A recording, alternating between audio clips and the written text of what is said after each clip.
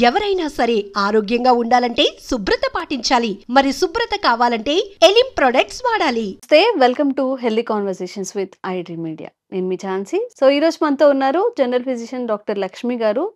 Cancer గురించి మనం కొంత అవేర్నెస్ కల్పించే ప్రయత్నం అయితే చేస్తున్నాము. చాలా మందికి ఉన్న డౌట్, అంటే one of the most requested comments అన్నమాట. క్యాన్సర్ నుంచి దూరంగా ఉండాలి, అసలు మాకు లైఫ్లో క్యాన్సర్ రాకూడదంటే అసలు ఏం చేయాల్సి ఉంటుంది, వైరస్ల వల్ల బ్యాక్టీరియాల వల్ల కూడా క్యాన్సర్ వచ్చే అవకాశం ఏదైనా ఉంటుందా అని చెప్పి. మనం వినడానికి చాలా సిల్లీగా అనిపిస్తుంది, వైరస్ వల్ల క్యాన్సర్ ఎలా వస్తుంది, బ్యాక్టీరియా వల్ల వస్తుంది అని చెప్పి. బట్ నిజానికి వాస్తవం ఏంటో మనకు తెలియదు. ఈరోజు మ్యామ్ ద్వారా మ్యామ్ని అడిగి తెలుసుకునే ప్రయత్నం చేద్దాము. నమస్తే మ్యామ్. నమస్తే అండి. అసలు ఇది నిజమే అంటారా, వైరస్తో బ్యాక్టీరియాతో క్యాన్సర్ వచ్చే అవకాశం ఉంటుందా? అవునమ్మా. ఉంటుంది. ఉంటుందా? ఉంటుంది. ఉంటుందా? యాహ్! ఓ మనకి ఈసోఫాగస్ అంటే నోట్లో వచ్చే క్యాన్సర్స్ దగ్గర నుంచి యానోరెక్టల్ క్యాన్సర్స్ వరకు అన్ని దగ్గరలో కూడా బ్యాక్టీరియా ఇన్వాల్వ్ అయ్యిందని చెప్పి రీసెంట్ స్టడీస్ అన్నీ బయట తీస్తున్నారు యాక్చువల్లీ. స్టార్టింగ్‌లో జెనెటిక్ ఫ్యాక్టర్స్ లేకపోతే రిపీటెడ్ కరోసిస్ మనం చేసే అలవాట్లే మెయిన్ కారణంగా చెప్తూ ఉంటారు. ఎస్ ఎస్ బట్ ఇలాగ చేస్తూ కూడా కొంతమందికి రోగాలు రావట్లేదు. అంటే స్మోకింగ్ ఉన్నమ్మా నేను స్మోక్ చేస్తాను నాకెందుకు రాలేదురా నీకెందుకొచ్చింది అని.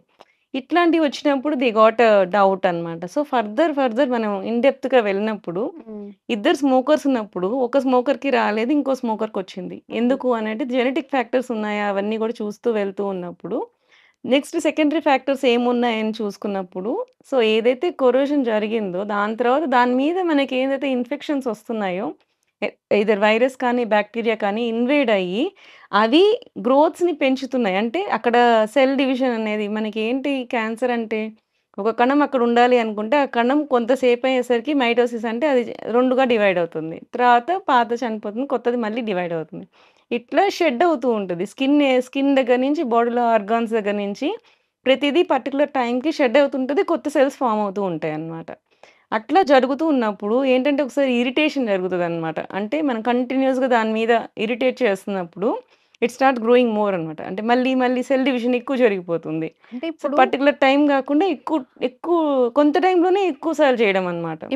ఇప్పుడు క్యాన్సర్ ఉన్న వాళ్ళ ఏదైనా స్ప్రింకిల్స్ అలా రాకముందు పడితే వస్తుందా? లేకపోతే ఉన్నదే ఇంకా ఎక్కువ అవుతుందా? రాకముందే అన్నమాట. రాకముందు జరుగుతున్న మెకానిజం బాడీలో ఎందుకు అసలు క్యాన్సర్ ఫార్మ్ అవుతుంది?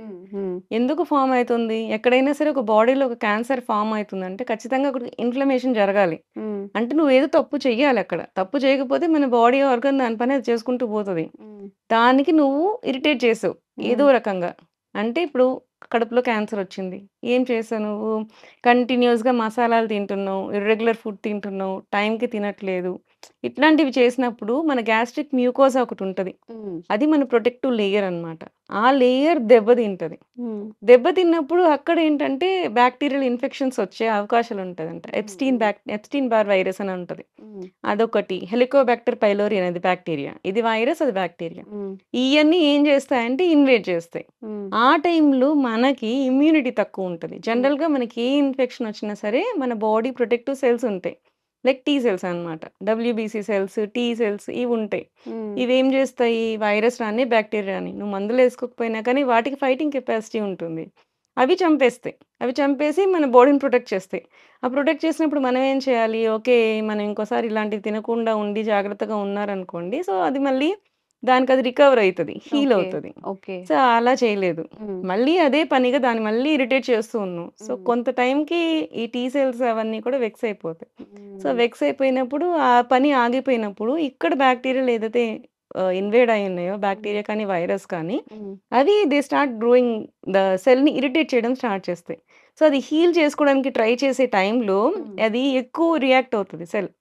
ఎక్కువ రియాక్ట్ అయినప్పుడు దాని మీద ఒక 2 సెల్స్ ఫార్మ్ అవ్వాల్సింది 3, 4, 5 అట్లా ఎక్కువగా ఫార్మ్ అయిపోతుంది. దట్ లీడ్స్ టు క్యాన్సర్స్ అన్నమాట. ఓకే. ఓకే. జనరల్‌గా ఎక్కడైనా సరే ఇట్లాంటి మెకానిజమే జరుగుతూ ఉంటుంది. మ్యామ్, ఇప్పుడు మనం టీ సెల్స్ గురించి మాట్లాడుకున్నాం కదా! ఇప్పుడు ఇంటర్మిటెంట్ ఫాస్టింగ్ అని చెప్పి ఒక 16 అవర్స్ ఫాస్ట్ చేస్తున్నప్పుడు టీ హ్మ్. సెల్స్ ఫార్మ్ అవుతాయి హ్మ్. అని చెప్తున్నారు. బట్ హ్మ్. కొంతమంది ఏం చెప్తున్నారంటే అసలు బాడీని అంతా స్టార్వింగ్‌తో ఉంచినప్పుడు అది అల్టిమేట్‌గా మన బాడీ మీద ఎఫెక్ట్ ఆ! చూపిస్తుంది. జుట్టు ఊడిపోతుంది, సమ్ ఎగ్జాక్ట్‌లీ. ఇష్యూస్ వస్తాయి, మనం వీక్ అవుతాము అని చెప్పి. మరి ఈ 2 వాదనలు ఏది కరెక్ట్? నేను ఏది చెప్తా. పాటించొచ్చు? పర్ఫెక్ట్‌గా చెప్తా. హ్మ్. అతి సర్వత్ర వర్జయేత్. హ్మ్. అసలు చేయకపోవడం కూడా తప్పే. ఓకే. అసలు చేయకపోవడం, అతి చేయడం 2 తప్పే. హ్మ్. ఆ తప్పే, అతి తప్పే. అసలు అది చాలా మంది చేస్తున్న తప్పే అది. ఫాస్టింగ్ చేయమంటారు. కానీ నీకు 36 అవర్స్ చెయ్యి, 48 అవర్స్ చెయ్యి, 40 రోజులు చెయ్యి, 20 రోజులు చెయ్యి ఇలా ఎక్కడ చెప్పలేదు. హ్మ్. యాక్చువల్లీ లంఘనం పరమౌషధం. ఈ మాట చెప్పి లంఘనం అంటే ఫాస్టింగ్ అని చెప్పేస్తారు. హ్మ్. లంఘనం అంటే పర్టిక్యులర్ అర్థం ఏంటంటే లఘు ఆహార భోజనమితి లంఘనం.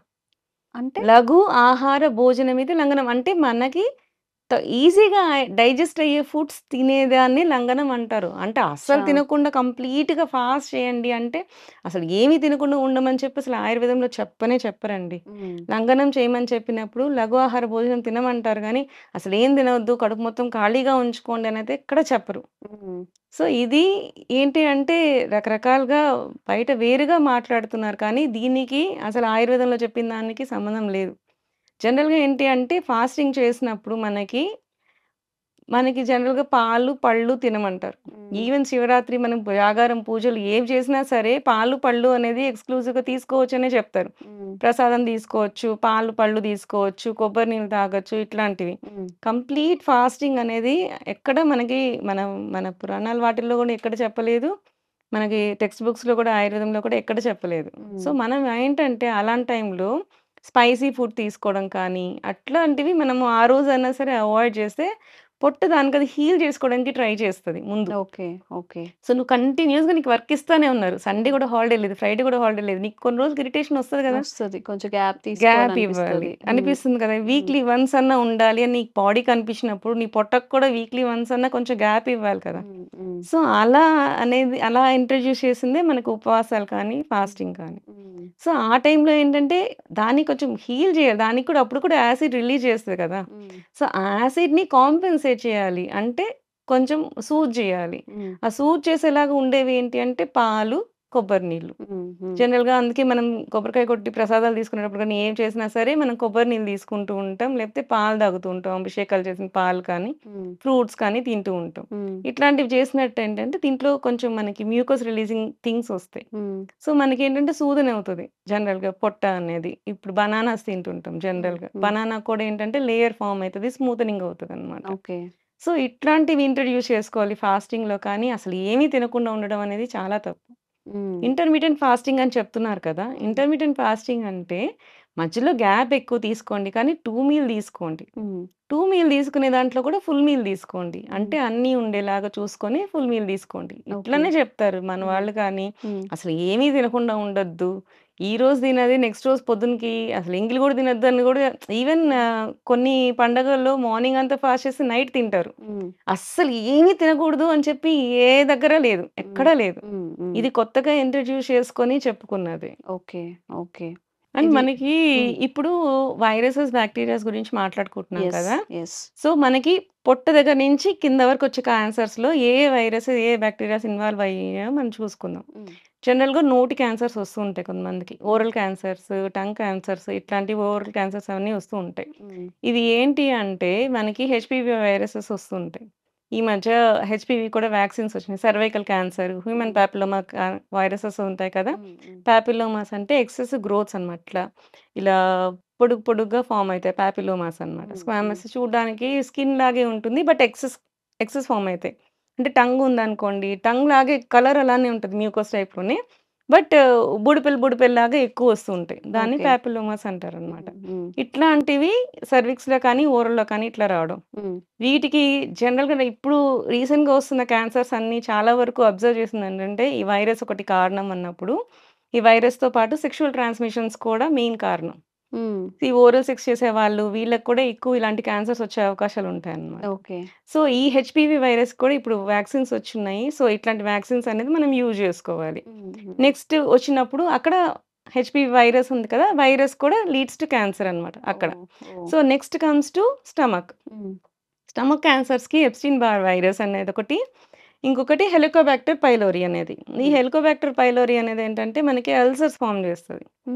సో, ఈ స్టమక్ అల్సర్స్ వస్తుంటాయి. గ్యాస్ట్రిక్ అల్సర్, పెప్టిక్ అల్సర్ ఇట్లాంటివి వస్తున్నాయని చెప్పి అంటారు కదా! జనరల్‌గా బయట ఎక్కువ ఫుడ్ తీసుకునే వాళ్ళు అంత హైజీనిక్‌గా ఉండదు. అంటే ఆరిపోతుంది. అందుకే వేడి వేడిగా అన్నం తినాలి అంటారు.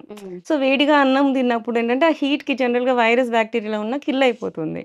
మనం ఎప్పుడైతే చల్లారిపోయిన ఫుడ్ కానీ, స్టేల్ ఫుడ్ కానీ తీసుకున్నప్పుడు తొందరగా వాటి మీద బ్యాక్టీరియా కానీ, వైరస్ కానీ వచ్చే ఓకే. అవకాశాలుంటాయి. ఉంటాయి. అందుకని మన పెద్దవాళ్ళు ఎప్పుడు చూసినా వేడి వేడిగానే అన్నం తినండి అని చెప్పి చెప్తూ ఉంటారు. సో, ఇలాంటి టైంలో మనకొచ్చే ఇన్ఫెక్షన్స్ ఏంటంటే హెలికోబాక్టర్ పైలోరీ అని చెప్పి ఇవి. ఇది స్టమక్ క్యాన్సర్స్‌ని కలిగించే అవకాశాలుంటాయన్నమాట. ఈ నెక్స్ట్‌కొచ్చినప్పుడు ఈ మధ్య మనం చిరంజీవి గారికి కొలోరెక్టల్ క్యాన్సర్స్ వచ్చినియి అని చెప్పి ఆయన చెప్పుకున్నారు చూసాం కదా! యెస్. జనరల్‌గా ఈ కొలోరెక్టల్ క్యాన్సర్‌కి కూడా కొన్ని బ్యాక్టీరియాస్ ఉంటాయన్నమాట. ఫ్యూసిపేరమ్ అని చెప్పి ఒక బ్యాక్టీరియా ఉంటది. సో, ఈ యొక్క ఇన్ఫెక్షన్స్ వల్ల కూడా కొలోరెక్టల్ క్యాన్సర్స్ వస్తాయన్నమాట. ఇవి కూడా పాపిల్లోమాస్ లాగా ఫార్మ్ అయితాయి. బుడిపెలు వస్తుంటాయి కోలన్‌లో అన్నమాట. సో, ఈ క్యాన్సర్స్ దీనివల్ల వస్తాయి. Next liver cancer. లివర్ క్యాన్సర్‌కొచ్చినప్పుడు hepatitis virus, hepatitis B, C ఇవి 2 బి, సి అనేవి మనకి ఇక్కడ ఇండియాలో ఎక్కువ ప్రామినెంట్‌గా ఉన్నాయి. ఏ, డి కూడా ఉంటుంది. A, B, C, D 4 varieties of hepatitis ఉంటుంది. ఓకే. మనకి బికి వ్యాక్సిన్ వచ్చింది. సికి ఇప్పుడు కనుక్కుంటున్నారు వ్యాక్సిన్స్ అనేది. సో, ఇవి ముందే మనం వ్యాక్సినేషన్ చేయించుకుంటే వచ్చే అవకాశాలు తగ్గుతాయి. అండ్ ఒకవేళ వచ్చినా కానీ మనకి వీటి వల్ల కూడా మనకేంటంటే ముందు మనకి క్రానిక్ ఈ సిరోసిస్ అనేది ఫార్మ్ అయితది లివర్‌లో ఈ బ్యాక్టీరియా వచ్చినాక. అప్పుడు కూడా మనం సరిగ్గా మెడిసిన్స్ వాడకుండా హీల్ చేసుకోకుండా వదిలినప్పుడు then it turns to hepatocellular carcinoma అంటారనమాట. ఓకే. సో, లివర్ క్యాన్సర్‌గా మారే అవకాశాలుంటాయి. ఇవి కాకుండా లంగ్స్‌కి కూడా జనరల్‌గా మనం స్మోకింగ్ చేస్తూ ఉంటాము. బట్ యాక్చువల్లీ దానికి కూడా మనం ల్యాబ్స్ తీసుకుంటా, కరెక్ట్‌గా ఫుడ్ తీసుకుంటా ఉంటే దేనికది క్లియర్ ఔట్ చేసుకోవడానికి ట్రై చేస్తది. అలా కాకుండా దానికి ఎక్సెస్‌గా తీసేసుకోవడము అండ్ క్లియర్‌గా అంటే మంచిది కానివి తీసుకుంటూ ఉంటారు సంథింగ్. అంటే ఇప్పుడు చేసే విధానంలో కూడా ఇప్పుడు సిగరెట్స్ చేసేవి కూడా అండ్ అడల్టరేట్ అవి కూడా ఉంటాయి కదా కొంచెం. అలా ఏమన్నా చేంజెస్ వచ్చినప్పుడు ఇరిటెంట్స్ కానీ ఏమన్నా ఉన్నప్పుడు వీళ్ళకి ఎక్కువ క్యాన్సర్స్ వచ్చే అవకాశాలుంటాయి. వీటిని ఓకే. కూడా అంతే.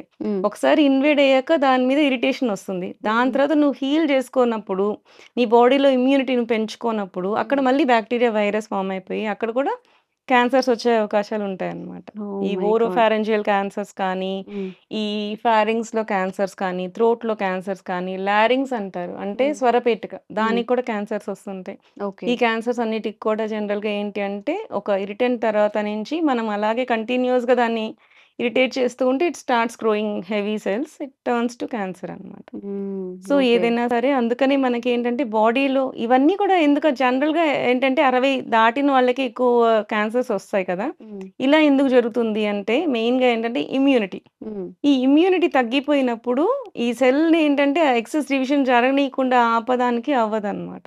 సో, వాళ్ళకి ఎక్కువ ఇన్ఫెక్షన్స్ వచ్చే అవకాశాలుంటాయి. సో, అందుకని ఏజ్డ్ వాళ్ళు పర్టిక్యులర్‌గా హ్యాబిట్స్‌ని కొన్ని తగ్గించుకుంటూ వాళ్ళు హెల్తీ లైఫ్ స్టైల్స్‌కొస్తే ఫర్దర్ క్యాన్సర్స్ రాకుండా ఉండే అవకాశాలుంటాయి. ఓకే. అండ్ ఇప్పుడు మళ్ళీ చెప్పాను కదా! సెక్షువల్ ట్రాన్స్‌మిటెడ్ వైరసెస్ ఎక్కువ వస్తున్నాయని చెప్పి ఇవి కూడా చాలా పర్టిక్యులర్‌గా ఉండాలి.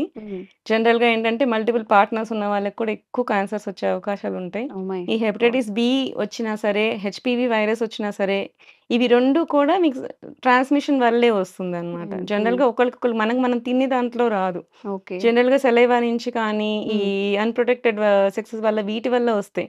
సో, ఇప్పుడున్న యూత్‌కి ఏంటి అంటే జనరల్‌గా ఎవరికుంటుందో ఎవరికో తెలీదు. ఇట్లా ఇట్స్ ఫ్యాన్సీ లైఫ్‌లోకి వెళ్ళిపోతూ ఉంటే ఇప్పుడు అందుకే 30 ఇయర్స్‌కి, 25 ఇయర్స్ నుంచి 30 ఇయర్స్‌కి ఎర్లీ క్యాన్సర్స్ కూడా మనం డిటెక్ట్ చేస్తున్నాం. 40 ఏళ్ల వాళ్ళకి కూడా క్యాన్సర్స్ వచ్చేస్తూ ఉన్నాయి. సో, ఇవి కూడా చూసుకోండి. ఓకే. అండ్ సలైవా నుంచి కూడా క్యాన్సర్స్ మనకి అంటే మీన్స్ వైరసెస్ వచ్చే అవకాశాలుంటాయి. SARS CoV two so, COVID virus. ఇవి కూడా ఏంటి సలైవా వల్ల కూడా వస్తుంది. ఇప్పుడు ఓకే. కొత్త ఫ్యాషన్ ఏంటంటే మండి.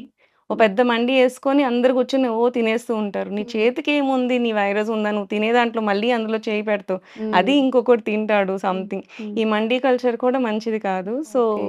ఇట్లాంటివి కూడా అంటే మనకి ఆ రోజుకి వెంటనే ఎప్పుడు క్యాన్సర్స్ వెంటనే వచ్చేవి. ఎఫెక్ట్ చెయ్యవు. So, long term you are going to irritate that ఆహాహా! అన్నప్పుడు అది ఓకే. ఒక స్టేజ్ వరకు హ్మ్. ఆపుకొని ఉంటాయి సెల్స్ అవన్నీ. మ్యామ్ ఆ నేనొక స్టేజ్ దాటినప్పుడు will can get into cancer okay. Cells అన్నమాట. Okay. Sorry for the interruption. నేను ఒక రీల్ చూసాను. ఏంటంటే, మనం ఐబ్రోస్ థ్రెడ్నింగ్ ఆ! చేయించుకుంటాం కదా! దాని వల్ల కూడా క్యాన్సర్ వచ్చే అవకాశం ఆ! క్యాన్సర్ ఆర్ హెపటైటిస్ బి వచ్చే హెపటైటిస్ వస్తుంది. అవకాశం ఉంటుంది అని చెప్పి. అవును. నిజమేనా అది? జనరల్‌గా ఏంటంటే ఇన్ఫెక్షన్ వచ్చి నీ బాడీ నుంచి నా బాడీకి రావాలి. ఏదైనా హ్మ్. ఇన్ఫెక్షన్ అంటే కొన్ని వైరసెస్ హ్మ్. త్రూ బ్లడ్, త్రూ సలైవా ఇట్లనే ట్రాన్స్‌మిషన్స్ అవుతాయి. హ్మ్. Through touch something. అంటే అది అనేది ఆ పర్టిక్యులర్ దాంట్లో ఉండాలి. హ్మ్. ఇప్పుడు మనం థ్రెడ్డింగ్ చేసుకుంటాం. అక్కడ జనరల్‌గా బ్యూటీ పార్లర్‌లో థ్రెడ్ అక్కడి వరకు తీసేస్తారు జనరల్‌గా. హ్మ్. 90% థ్రెడ్ ఉంచరు నాకు తెలిసి. సో, కొంతమంది ఆ థ్రెడ్‌నే మళ్ళీ వేరే వాళ్ళకి యూజ్ చేస్తుంటారు. హ్మ్. హ్మ్. మనం చేసేవాళ్ళు చేస్తే మీరు అబ్జర్వ్ చేస్తే ఒక్కోసారి కట్ అయిపోతుంది ఇక్కడ మనకి. అవును. అవును. కట్ అయిపోయినప్పుడు ఏమైతది? ఆ బ్లడ్ ఆ థ్రెడ్‌కి అంటుకుంటుంది. హ్మ్.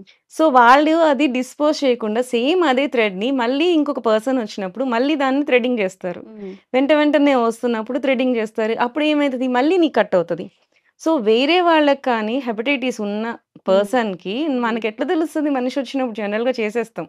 చేసేసినప్పుడు అక్కడ ఆ బ్లడ్ కానీ దానికి అంటుకొనుండి సేమ్ అదే థ్రెడ్‌ని హ్మ్. మనకి మళ్ళీ థ్రెడ్డింగ్ చేసినప్పుడు మనకి కూడా మళ్ళీ కట్టొస్తే ఈ బ్లడ్‌లో ఉన్న వైరస్ అందులోకి ట్రాన్స్‌మిట్ అయ్యే అవకాశాలుంటాయి. హ్మ్. హ్మ్. సో, అలా వచ్చినప్పుడు మనకి క్యాన్సర్స్ వచ్చే అంటే మీన్స్ హెపటైటిస్ వచ్చే అవకాశం ఉంటుందన్నమాట. Okay. So, okay. This is a particular case. So, హ్మ్. మీరెప్పుడైనా సరే థ్రెడ్డింగ్ అలా చేసుకున్నప్పుడు హ్మ్. పర్టిక్యులర్‌గా కొంతవరకు ముందు థ్రెడ్ తీసేసేయండి. కొంత కట్ చేయండి. ఫ్రెష్ థ్రెడ్ నుంచి స్టార్ట్ చేయండి హ్మ్. అని చెప్పి మీరే ఒక half metre thread or 1 metre thread మీరే దగ్గరుండి తీయించేసుకొని నెక్స్ట్ నుంచి స్టార్ట్ చేసుకోండి. ఇట్లాంటి అవకాశాలు రాకుండా ఉంటాయి. Okay. Okay. So, complete information మేము కూడా అందించామనుకుంటున్నాము.